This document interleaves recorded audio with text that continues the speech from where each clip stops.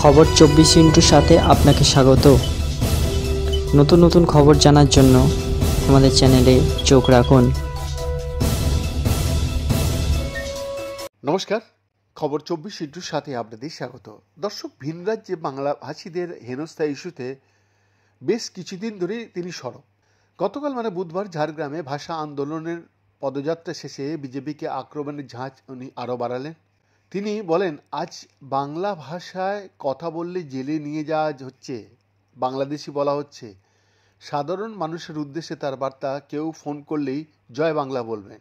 এদিন প্রথমে পুরাতন ঝাড়গ্রাম থেকে পাঁচমাথা মোড় পর্যন্ত মিছিলের নেতৃত্ব দেন মুখ্যমন্ত্রী।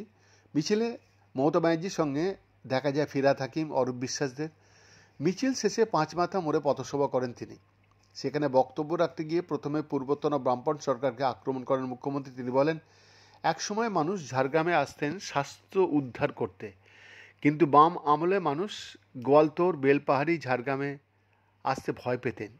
আমি কিন্তু আসতাম। আমার দল ক্ষমতায় আসার পরই আমি প্রথম এখানেই আসি, কারণ আমি চেয়েছিলাম ঝাড়গ্রামে শান্তি ফিরে আসুক। তৃণমূলের আমলে ঝাড়গ্রামের উন্নয়নের খতিয়ানা তুলে ধরেন তিনি।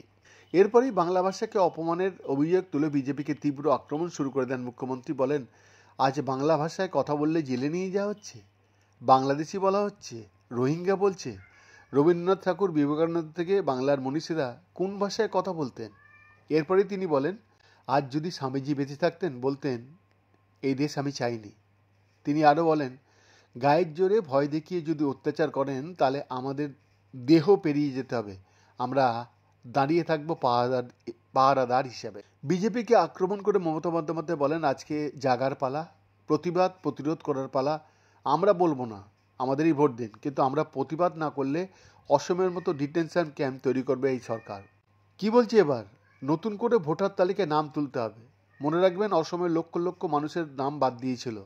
বিজেপি পার্টি লিস্ট তৈরি করবে।